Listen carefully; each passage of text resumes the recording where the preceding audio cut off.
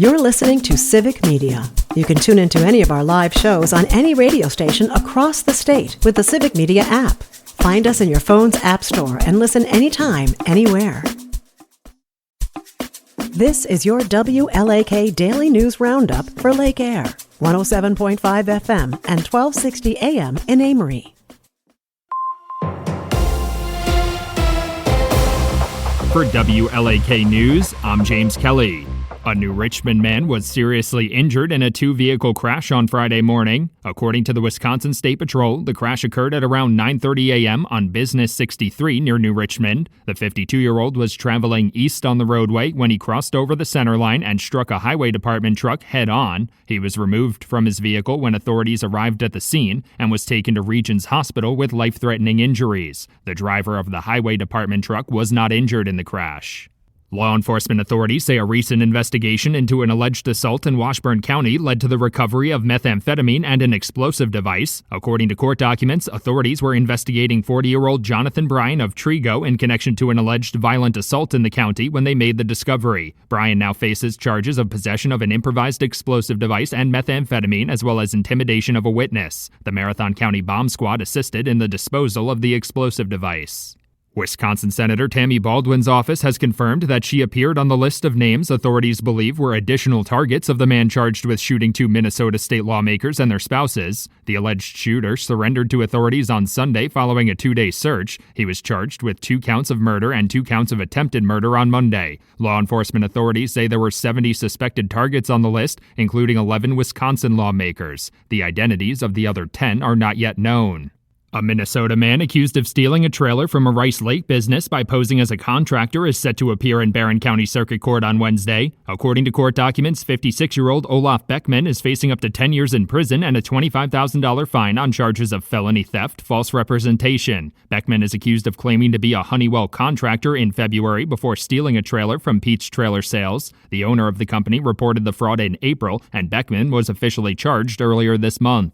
Wisconsin Governor Tony Evers issued a proclamation declaring June 16th as Quick Trip Day throughout the state on Monday. The proclamation came on the 60th anniversary of the first Quick Trip location opening in Eau Claire in 1965. The organization has since grown to become one of the largest retail chains in the region. The official proclamation from Governor Evers also noted that Quick Trip has become recognized nationally as one of the best large employers and supports local communities through various programs and sponsorships. The Wisconsin Department of Natural Resources is reminding residents that the deadline for submitting applications to join the Beaver Management Plan Committee is this week. The agency is seeking organizations that focus on things like trapping, fishing, agriculture, and conservation. The committee will be tasked with providing input to the Department of Natural Resources during the development of an updated Beaver Management Plan. More information can be found on the DNR's Beaver Management Plan webpage, and applications will be accepted until Friday.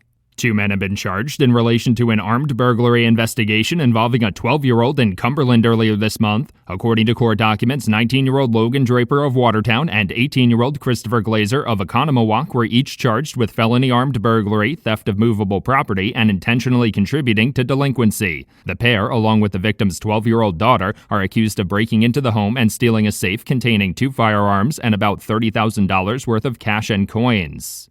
The city of Superior has brought in goats to help manage the spread of an invasive plant species in Billings Park. The practice of using grazing animals to manage vegetation has become increasingly popular over recent years, protecting soil, water, and wildlife in the areas where invasive species need to be dealt with. The goats in Superior are targeting buckthorn at Billings Park and will spend about a week and a half chewing up the invasive plant. Residents visiting the park are welcome to watch the goats do their work, but should not touch or feed them.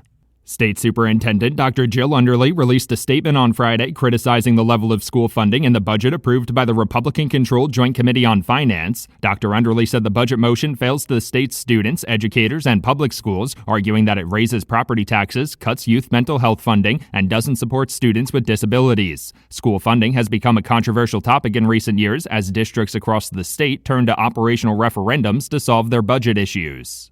Some state lawmakers are expressing concerns about proposed legislation to include a plain language explanation for ballot referendums. The legislation specifies that the explanation would be written by the Nonpartisan Legislative Reference Bureau, but could be revised by lawmakers afterwards. Critics of the proposal say the legislative majority could have too much control over the process. They also argue the language of the legislation fails to define what exactly plain language means and that it lacks an enforcement mechanism to ensure fairness. For WLAK News, I'm James Kelly.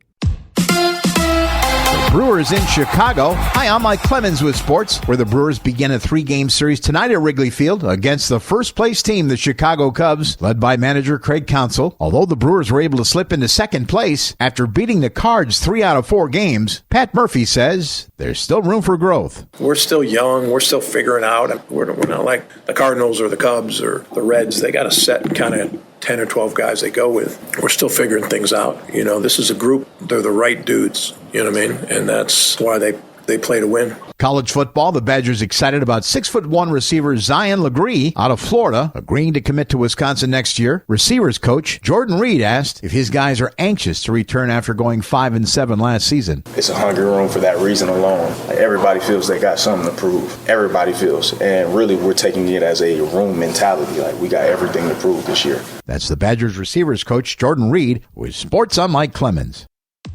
On your entertainment beat, I'm Pete Schwaba. Brad Pitt and Tom Cruise shared the screen in Interview with a Vampire over 30 years ago. Pitt, the star of the new film F1, recently said he would be okay working with Cruise again, but there is a condition. Pitt said there is no way he is hanging from an airplane and doing stunts like Cruise does, so if they were to be in the same project, it would have to be on the ground. That does sound reasonable. Cruise has been telling people to go see Pitt's new racing film. F1 opens June 27th. Sex and the City star Kim Cattrall almost did not take the role of Samantha Jones due to what she calls self-induced ageism. Cattrall says given the role, she didn't think people would have any interest in seeing a 41-year-old woman in intimate scenes or scantily clad. Then realized 40 was sexy, so the timing worked out. The actress says she loved playing the character, even though in real life, she is a serial monogamist. Sorry, guys. Lilo & Stitch has finally been dethroned, and there is a new box office champ. How to Train Your Dragon was #1 this past weekend with a whopping $83 million. The film brought in another $115 million overseas for a total of about $200 million worldwide. Universal Studios has already given the go-ahead for a live-action sequel. Lilo & Stitch still managed to come in second place in its 4th week with $15.5 million at the gate. So far, PG movies are king this summer as How to Train Your Dragon joins the Minecraft movie and Lilo & Stitch as box office titans. According to Variety, PG movies have generated almost half the box office take for the year to date and crossed over $1.5 billion. Coming in third place was A24's Materialists. The rom-com for adults brought in $12 million, exceeding expectations by a couple mil. And it's all about action for the final 2 films in the top 5, which include Mission Impossible: The Final Reckoning and John Wick's Ballerina. Dead Reckoning has made over $500 million worldwide. Law & Order SVU star Mariska Hargitay has had an incredible 26-year run on the show as Captain Olivia Benson. She has a side project that recently screened at the Tribeca Film Festival called My Mom Jane. In the documentary, Hargitay talks about her famous mother, Jane Mansfield, who was killed in a car accident in 1967. That is pretty much common knowledge, but what is not is that a 3-year-old Mariska was not only in the car with her mother, 2 siblings, and 2 other adults, but that she actually went missing after the accident. Apparently, authorities came to the rescue of Hargitay's 2 young siblings who were in the back seat with her. While taking her siblings to the hospital, her brother Zoltan woke up and said, "Where is my sister?" First responders went back and found Mariska, who was so small she was lodged under the passenger seat. Mansfield, her lawyer, and driver were all in the front seat and were killed. My Mom Jane streams on Max starting June 27th. For more showbiz fun, tune in to Nightlight with me, Pete Schwaba, weeknights from 6 to 8 p.m. on the Civic Media Radio Network. It is going to be partly cloudy today with temperatures in the upper 70s this afternoon. Scattered thunderstorms tonight and more scattered storms tomorrow with some locally heavy rain, 1/4 to a half inch or more possible tomorrow into tomorrow night. I'm meteorologist Sean Cable. Current temp 62. That's your WLAK Daily News Roundup from Civic Media. Subscribe to this podcast on Spotify, Apple, or wherever you find your podcasts. Find more news at lakeair.radio.